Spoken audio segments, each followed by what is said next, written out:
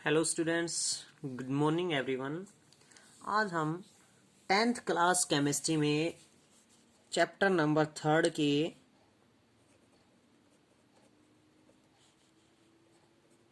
Exercise questions के बारे में स्टडी कर रहे हैं। जो 3rd चैप्टर है 10th क्लास में केमिस्ट्री का, उसके एक्सरसाइज क्वेश्चन सोल्व करेंगे। तो फर्स्ट क्वेश्चन है एक्सरसाइज का, विच of the following pairs will give the displacement reaction. जो नीचे कोई भी कंपाउंड्स के पेयर दिए गए हैं, उनमें से कौन सा ऐसा पेयर है जो डिस्प्लेसमेंट रिएक्शन शो करता है। तो फर्स्ट है sodium chloride solution and copper metal. कोई सोडियम क्लोराइड सॉल्यूशन है और वो किसके साथ रिएक्शन कर रहा है, कॉपर मेटल के साथ रिएक्शन कर रहा है। या फिर सेकंड है magnesium chloride solution aluminium metals के साथ रिएक्शन कर रहा है। थर्ड है ferrous sulphate solution silver metal के साथ रिएक्शन कर रही है। Silver nitrate solution with copper metal. अब हमें क्या देखना है कि जो सिंगल मेटल है जो किसी सॉल्यूशन से अलग है, जैसे क्या एग्जांपल दिया है इसमें बात बताई है ये कि कोई भी एक सॉल्यूशन है, वो सॉल्यूशन किसके साथ रिएक्शन कर रहा है, किसी मेटल के साथ रिएक्शन कर रहा है। अगर वो किसी मेटल के साथ रिएक्शन कर रहा है तो ये मेटल हमारे पास क्या होनी चाहिए, मोर रिएक्टिव मेटल प्रेजेंट होनी चाहिए। और ये जो सॉल्यूशन प्रेजेंट है, इसी सॉल्यूशन में फर्स्ट क्या है, मेटल प्रेजेंट है, और सेकंड क्या है, कोई भी साल्ट सल्फेट प्रेजेंट है। तो उस साल्ट सल्फेट सॉल्यूशन में ये जो मेटल प्रेजेंट है, ये इस मेटल्स के कंपैरिजन में क्या होनी चाहिए, लेस रिएक्टिव होनी चाहिए। तभी ये मेटल क्या करेगी, इस मेटल को डिस्प्लेस कर पाएगी। और डिस्प्लेस करने के कारण क्या हो जाएगी, जैसे ये हमने मान ली कि साल्ट सॉल्यूशन किसका है, ए मेटल का प्रेजेंट है, प्लस क्या हमारे पास मेटल बी प्रेजेंट है। तो ये मेटल बी क्या क्रिएट कर देगी, salt solution of metal B हो जाएगा। और जो मेटल ए प्रेजेंट है जो लेस रिएक्टिव है, वो क्या हो जाएगी, मेटल ए अलग हो जाएगी। इस प्रकार से अगर हमारे पास रिएक्शन होती है तो हम क्या कहेंगे कि वो डिस्प्लेसमेंट रिएक्शन है। तो देखो क्या है, फर्स्ट जो एग्जांपल दिया है वो है sodium chloride solution copper. Sodium chloride solution है यानी NaCl है, किसके साथ रिएक्शन कर रहा है, कॉपर के साथ। लेकिन जो सोडियम है वो तो क्या है, मोर रिएक्टिव है, किसके कंपैरिजन में, कॉपर के कंपैरिजन में। तो कॉपर लेस रिएक्टिव है, सोडियम को यहां से डिस्प्लेस नहीं कर पाएगा। तो क्या डिनोट्स करेंगे हम, किसी प्रकार की कोई रिएक्शन टेक्स प्लेस नहीं होगी। उसके बाद सेकंड एग्जांपल दिया है वहन magnesium chloride solution aluminium metal. Magnesium chloride है, MgCl2 रिएक्शन कर रहा है किसके साथ, एल्यूमिनियम के साथ। अब एल्यूमिनियम के कंपैरिजन में जो मैग्नीशियम है वो मोर रिएक्टिव है और एल्यूमिनियम है वो क्या है, लेस रिएक्टिव है। तो किसी प्रकार की कोई रिएक्शन नहीं होगी। थर्ड एग्जांपल दिया है FeSO4 प्लस किसके साथ, सिल्वर के साथ रिएक्शन कर रही है। अब सिल्वर के कंपैरिजन में जो आयरन है वो मोर रिएक्टिव है और सिल्वर है लेस रिएक्टिव है, तो कोई रिएक्शन नहीं होगी।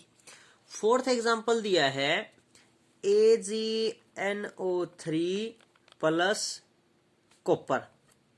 अब बात आई क्या है, कॉपर के कंपैरिजन में। तो कॉपर क्या है, सिल्वर से क्या है, मोर रिएक्टिव है, ये मोर रिएक्टिव है, ये क्या उसका लेस रिएक्टिव हो उसका। तो ये क्या कर देगा, इसको डिस्प्लेस कर देगा और कंपाउंड बनेगा कॉपर नाइट्रेट प्लस Ag अलग हो जाएगी, यानी कॉपर नाइट्रेट सॉल्यूशन अलग हो जाएगा। और यहाँ पर क्या रिएक्शन हो जाएगी, डिस्प्लेसमेंट रिएक्शन हो जाएगी। तो हमारे पास एग्जाम्पल का आंसर, जो भी क्वेश्चंस दिए गए हैं, जो भी एग्जाम्पल दिए गए हैं, उनमें आंसर क्या हो जाएगा, AgNO3 solution and copper metal. Next one है which of the following method is suitable for preventing an iron frying pan from rusting. Iron pan को रस्टिंग से बचाने के लिए कौन सा इस्तेमाल किया जाता है, अप्लाइंग ग्रीस। हम ग्रीस का तो इस्तेमाल नहीं कर सकते किसी भी खाने मेटेरियल्स में जो भी हम आयरन्स के प्रिवेंटिंग को रस्ट रखने से बचाएं, पेन कढ़ाई वगैरह के लिए। अप्लाइंग पेंट का इस्तेमाल करके, या अप्लाइंग कोटिंग ऑफ जिंक, या फिर ऑल ऑफ वो। जब हम फर्स्ट वाला ही यूज नहीं कर सकते हैं तो ऑल ऑफ वो तो आएगा ही नहीं। बच गया हमारे पास दो ऑप्शन। दो ऑप्शन में क्यों है? अप्लाइंग पेंट, पेंट का यूज नहीं कर सकते क्योंकि हम किसी भी फ्राइंग पैन को जब हीट करेंगे तो क्या होगी, एक तो जो ओडर है, स्मेल है पेंट की, वो रिलीज होगी, उसके साथ जो पेंट है वो रिमूव होना स्टार्ट हो जाएगा। इसलिए हम क्या करेंगे, applying A coated of zinc, हम जिंक की उसके ऊपर कोटिंग लगाकर उसको रस्ट लगने से बचा सकते हैं। थर्ड है an elements react with oxygen to give a compound with a high melting point.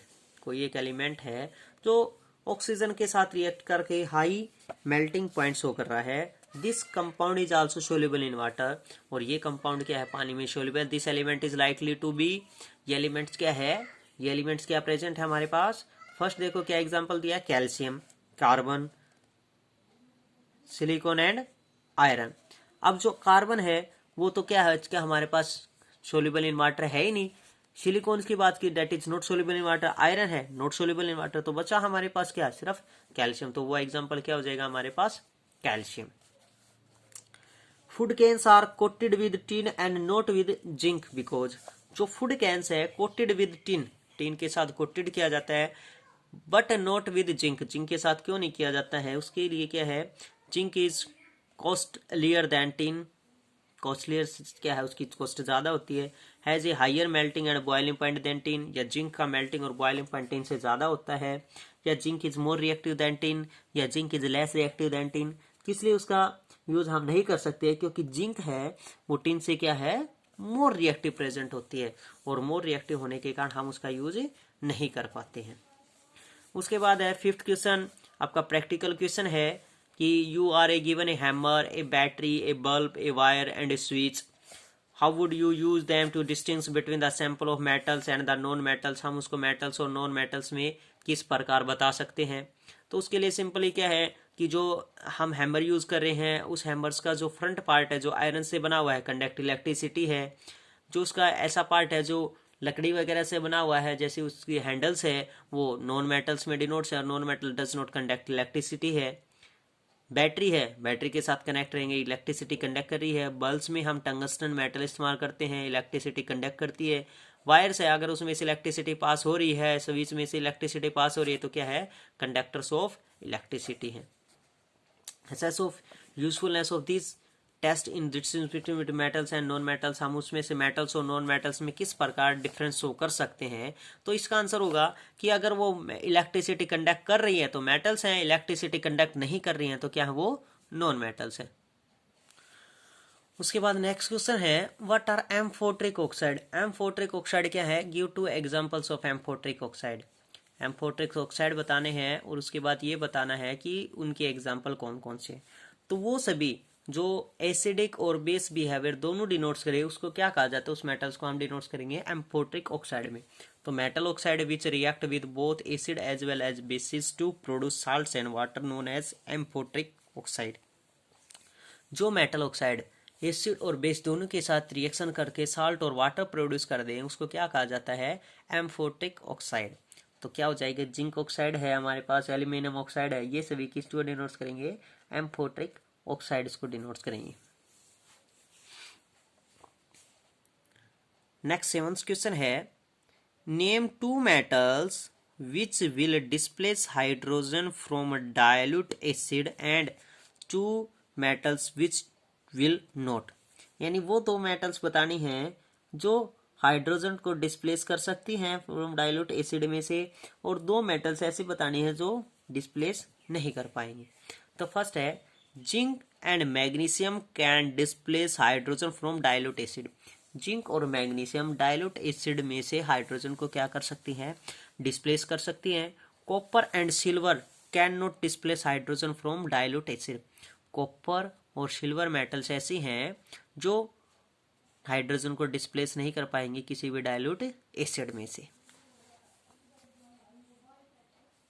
Next 8th question है in the electrolytic refining a metal M, कोई एक मेटल है, what would take as anode, जिसको हम anodes पर put करें, and cathode and the electrolyte, और कौन सा उसमें इलेक्ट्रोलाइट यूज करें। तो ये है during the electro refining of metal, जब हम मेटल्स का इलेक्ट्रो रिफाइनिंग यूज करते हैं, the impure metal is made as anode, जो इम्प्योर मेटल होती है वो किसकी बनी होती है, एनोड्स की। A thin strip of pure metal M is made of cathode, जो प्योर मेटल होती है वो किसकी बनी होती है, कैथोड की।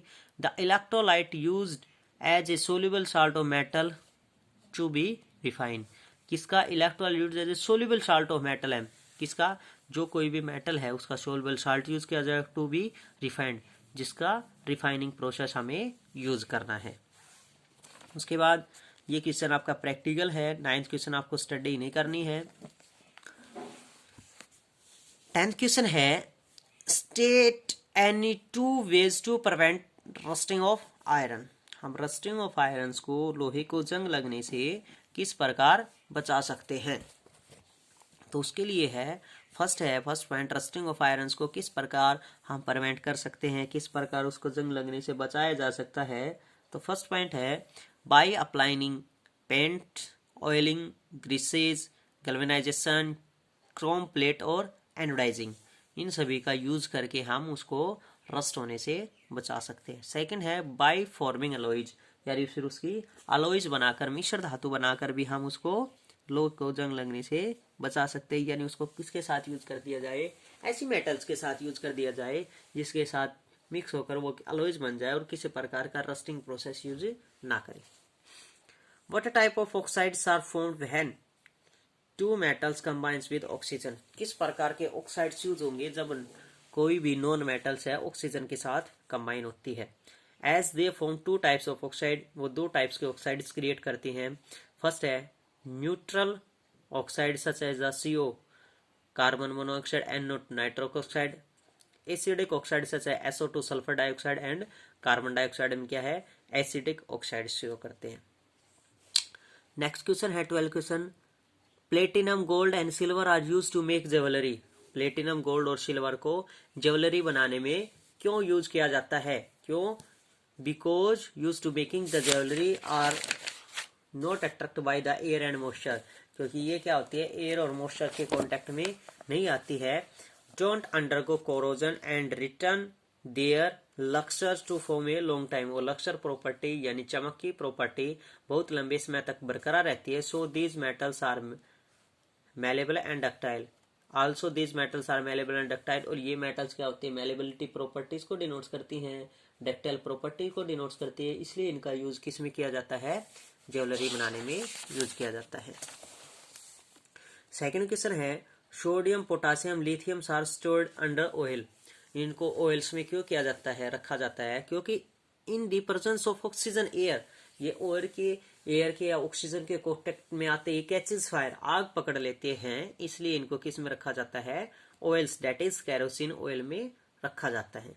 Aluminium is a higher reactive metal, जो एल्यूमिनियम हाई रिएक्टिव मेटल है, yet it is use to make utensils for cooking, लेकिन फिर भी हम इसका यूज किस में करते हैं, खाना पकाने के बर्तन बनाने में इसका यूज किया जाता है। वो इसका यूज क्यों किया जाता है, this is due to reason that a thin strings oxide layer of aluminium is formed on its surface which prevent further corrosion, उसके क्लियर बन जाती है जो उसको कोरोजन लगने से बचाती है।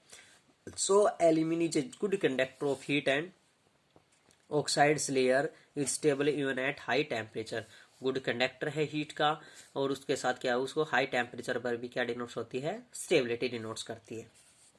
फोर्थ क्वेश्चन है कार्बोनेट, सल्फाइड और are usually converted into oxide during the process of extraction process में उनको ऑक्साइड फॉर्म में क्यों रखा जाता है, this is because it is easier to obtain a metal from its oxide as compare to it the sulphide and carbonate oxide, उसके sulphide और carbonate oxide के प्रेजेंस में इसको इजीलियर कंपेयर करना, उसको ऑक्साइड से अलग करना क्या होता है, आसान होता है, इसलिए इसका यूज किया जाता है।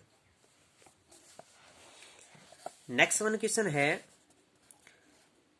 You must have seen tarnished copper vessels being cleaned with the lemon और टैमराइड जूस, यानी जो कॉपर के बर्तन होते हैं उनको लेमन या टैमराइड जूस से साफ क्यों किया जाता है, in tarnished copper vessel this is a layer of basic copper carbonate, उसके ऊपर किसकी परत हो जाती है, बेसिक कार्बोनेट की हो जाती है।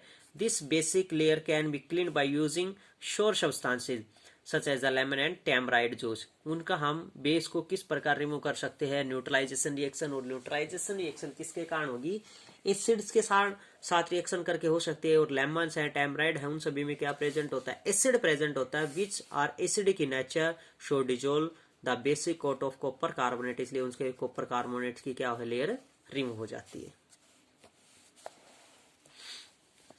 नेक्स्ट क्वेश्चन है difference between metals and non metals on the basis of their chemical properties.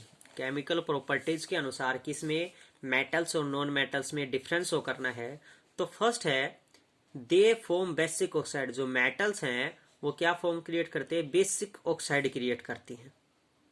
इसी के कंपैरिजन में नॉन मेटल्स क्या हैं, दे फॉर्म एसिडिक और न्यूट्रल ऑक्साइड। ये एसिडिक भी डिनोट्स करते हैं नॉन मेटल्स, और न्यूट्रल ऑक्साइड्स भी डिनोट्स करते हैं। सेकंड पॉइंट है मेटल का, they displace hydrogen from dilute acid. जो मेटल्स हैं वो किसको डिस्प्लेस कर देती है, हाइड्रोजन को from dilute acid. Dilute acid से क्या कर देती है, डिस्प्लेस कर देती है। These non metals do not displace hydrogen from dilute acid. जो डाइल्यूट एसिड से नॉन मेटल डिस्प्लेस हाइड्रोजन नहीं कर पाती है। थर्ड पॉइंट है usually they do not combine with hydrogen. Metals हैं हाइड्रोजन के साथ डायरेक्टली कंबाइन नहीं होती हैं, only a few reactive metals combine with hydrogen. जो हाईली रिएक्टिव मेटल्स हैं वही हाइड्रोजन के साथ कंबाइन हो सकती हैं टू फॉर्म मेटल हाइड्रोक्साइड, और क्या क्रिएट करती हैं, metal hydroxide which are electrovalent compound, जो क्या है कि इलेक्ट्रोवैलेंट कंपाउंड है। नॉन मेटल्स क्या है, non metals react with hydrogen to form hydrides which are covalent compound. Hydrides create करती हैं लेकिन वो कैसा कंपाउंड होता है, कोवलेंट कंपाउंड्स होता है। मेटल्स क्या है, they form chlorides which are electrovalent compound. जो मेटल्स हैं वो इलेक्ट्रोवैलेंट कंपाउंड्स क्रिएट करती हैं क्लोराइड्स के साथ। They react with chloride to form the chlorides which are covalent compound. Non metals है वो कैसा, कोवलेंट कंपाउंड शो करते हैं। मेटल्स इलेक्ट्रोवैलेंट कंपाउंड शो करती हैं और non metals covalent compound show करती है। नेक्स्ट लास्ट क्वेश्चन है give the reason why copper is used to make hot water tanks but steels and alloys of iron is not. इस question में क्या पूछा गया है, इस क्वेश्चन में पूछा गया है कि आप कारण बताइए कि copper is used to make hot water tanks. जो कॉपर है उसका यूज जो हॉट वाटर टैंक्स होते हैं उसमें किया जाता है, बट स्टील इज नॉट, लेकिन हम स्टील का यूज नहीं कर सकते हैं। Which is a alloy of iron, जो किसका है, आयरन का अलॉयज है, फिर भी हम उसका यूज क्यों नहीं करते हैं। तो इसका आंसर है दिस इज बिकॉज, इसका क्या कारण है, iron present in steel react with steam to form ferrosoferric oxide. Ferrosoferric oxide जो स्टील है वो किसके साथ, स्टीम के साथ रिएक्शन करके फेरोसोफेरिक ऑक्साइड्स क्रिएट कर देती है। Whereas copper has no action with water, लेकिन जो कॉपर है वो पानी के साथ किसी भी प्रकार की कोई रिएक्शन शो नहीं करता है। As a result of it, जिसके परिणाम स्वरूप the body of the steel tank, जो स्टील टैंक है उसकी बॉडीज क्या हो जाती है, बिकम्स विकर, जो विकर हो जाती है, and weaker in case of iron and not in case of copper. जो कॉपर के कंपैरिजन में विकर्स तो क्या हो जाती है, becomes weakers, and weaker in case of irons, irons के कंपैरिजन में क्या हो जाती है, विकर हो जाती है, कमजोर हो जाती है, but not in case of copper, coppers में इस प्रकार वीक नहीं होती है। तो क्या हो जाएगी, जैसे हम इसकी रिएक्शन शो करें, Fe प्लस H2O के साथ आयरन की वाटर के साथ रिएक्शन की जाए तो क्या रिएक्शन क्रिएट कर देती है, ferrosoferric oxide Fe3O4 ferric oxide create कर देती है और हाइड्रोजन गैस रिलीज हो जाती है। But copper does not react with water, लेकिन जो कॉपर है वो वाटर के साथ किसी भी प्रकार की कोई भी रिएक्शन शो नहीं करता है, और किसी भी प्रकार की कोई भी रिएक्शन शो नहीं करेगा तो कैसी रिएक्शन होगी, वो न्यूट्रल रिएक्शन होगी, और न्यूट्रल रिएक्शन है किसी प्रकार की कोई रिएक्शन शो नहीं करेगा, इसलिए कॉपर का यूज किस में यूज किया जाता है? To make in the hot water tanks. इसलिए जो कॉपर है उसका यूज हम किस में कर सकते हैं? हॉट वाटर टैंक बनाने में यूज कर सकते हैं। बट स्टील इज नॉट, इसलिए हम स्टील का यूज हॉट वाटर टैंक्स बनाने में नहीं करते हैं, क्योंकि वो वाटर के साथ रिएक्शन करके आयरन क्या कंपाउंड क्रिएट कर देती है? फेरिक ऑक्साइड क्रिएट कर देती है। और फेरिक ऑक्साइड क्या है कि ऑक्सीजन के साथ रिएक्शन करके अदर कंपाउंड क्रिएट कर देती है, and which release hydrogen gas. और क्या रिलीज हो जाती है? उसे हाइड्रोजन गैस रिलीज हो जाती है।